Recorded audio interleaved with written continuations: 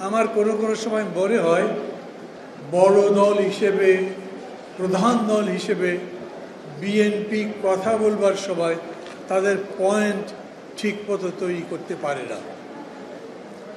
এটা একটা অদ্ভুত পরিস্থিতি চলছে। দেশে একটা সরকার আছে, এই যে 53 বছরের বাংলাদেশ সরকার ছিল, বিরোধী দলও ছিল, এখন বিরোধী দল আছে। আমি পত্রিকায় বিরোধী দল বলে কোনো দলের নাম লিখতে দেখি না। এমনকি এই যে সালাউদ্দিন আহমেদ বক্তৃতা করলেন, ওনাদের দলও বলেন আমরা এই সরকারকে সমর্থন করি। সমস্ত দলই সরকারকে সমর্থন করে। তারপরেও আবার প্রশ্ন উঠছে নির্বাচনে, কেউ কেউ নির্বাচন বিরোধিতা করছেন, কেউ কেউ আবার বলছেন নির্বাচনই দরকার নেই, 5 বছরই প্রফেসর ইউনূস ক্ষমতায় থাকুন। আমি প্রধানত এই বিষয়ের উপরে দু একটা কথা বলেই আমার কথা বলা শেষ করব। এই জন্যেই যে বর্তমান সময়ের জন্য আমি মনে করি এই কথাটা খুব জরুরি। প্রফেসর ইউনূস 5 বছর ক্ষমতায় থাকুন, চান সবাই? আপনাদের মত জিজ্ঞেস করছি আমি প্রশ্ন করছি, প্রফেসর ইউনূস নিজে 5 বছর ক্ষমতায় চান? উনি বলেছেন, উনি গতকালকেও একটা সভা করলেন, সেইখানে যে ঐকমত্য কমিশন আছে তাদেরকে ডেকে বললেন যত তাড়াতাড়ি পারো সংস্কার করে ফেলো, আমি জুনের মধ্যে নির্বাচন করে ফেলতে চাই। তো কারো সম্পর্কে যদি কথা বলতে হয় তাহলে সবার আগে তো প্রফেসর ইউনূসকে বলতে হবে। উনি সরকারের উপদেষ্টাই বলেন, আর সরকারের আশীর্বাদ পুষ্ট, এমনকি প্রফেসর ইউনূসেরও ভালোবাসায় সিক্ত যে দল গড়ে উঠছে, তাদের সাথে প্রফেসর ইউনূসের কথা তো মিলছে না। সার্জিস আলম 5 বছর থাকার কথা বলেন, প্রথম উনি ওই কথা তোলেন, বাকি তার সাথে অন্যান্যরা একই কথা বলে। আর স্বরাষ্ট্র উপদেষ্টা তো বলেছেনই জনগণ নাকি 5 বছর চায়, অথচ প্রফেসর ইউনূস সেই কথা বলছেন না। এটার মানে কি? প্রথম একটা প্রশ্ন করা যেতে পারে, প্রফেসর ইউনূস 5 বছর ক্ষমতায় থাকবেন কিভাবে? উনি ক্ষমতায় এলেন কিভাবে? কেউ কেউ বলবার চেষ্টা করেছেন উপদেষ্টাদের এটাও একটা নির্বাচন। সত্যি কথা হলো একটা বিশেষ পরিস্থিতিতে উনি ক্ষমতায় এসেছেন। এই বিশেষ পরিস্থিতি কতদিন স্থায়ী হবে? আইয়ুব খানও একটা বিশেষ পরিস্থিতিতে এসেছিলেন, হোসেন মোহাম্মদ এরশাদ একটা বিশেষ পরিস্থিতিতে ক্ষমতায় এসেছিলেন, 1/11 যারা কুশীলব তারা বিশেষ পরিস্থিতি তৈরি করে ক্ষমতায় এসেছিলেন, কিন্তু বিশেষ পরিস্থিতি থাকেনি।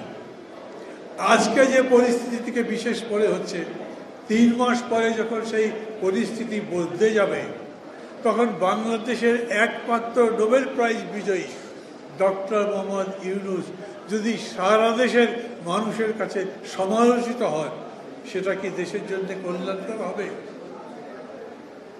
আমি মানি 8 মাস ক্ষমতায় থাকবার কালে বা দায়িত্বে থাকবার কালে দেশ মোটামুটি চলছে,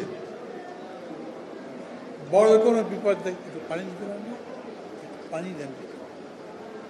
বড় কোনো দেশের মধ্যে বিপত্তি হয়নি।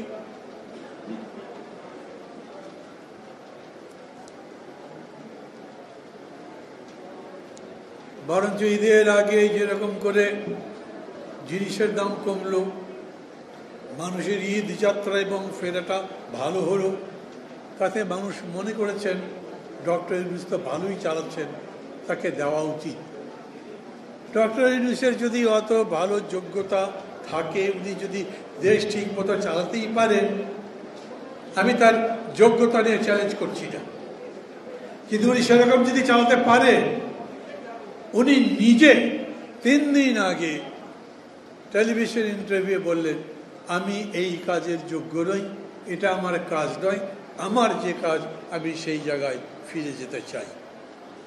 বন্ধুগণ, আমি জানি না কারা এই বিশদ লেখালেখি করছেন, কারা এত বেশি করে কথা বলছেন, মানুষের কানে কানে দেবার চেষ্টা করছেন ভোটের দরকার নেই, ডক্টর ইউনূসকে আরো 5 বছর চাই। তারা কি একবারও ভেবে দেখেছেন যে এই রকম জনপ্রিয় নেতাদের অপ্রিয় হয়ে যেতে 1 বছর সময় লাগেনি?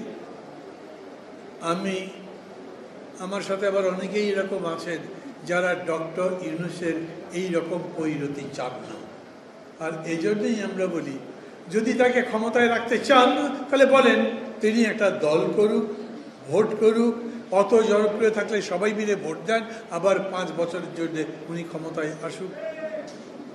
আর যদি উনি ভোট না করেন তাহলে সবাই মিলে তাকে বলেন যত তাড়াতাড়ি পারেন ভালো একটা ভোট দেন, দিয়ে আপনি সম্মানের সাথে চলে যান। এটা রাজনীতির কথা বললে রাজনীতির কথা, এটা ভালো মানুষের কথা বললে ভালো মানুষের কথা, এটা ইউনূস সাহেবকে ভালোবাসেন এই রকম কোনো মানুষের কথা বললে তার কথা।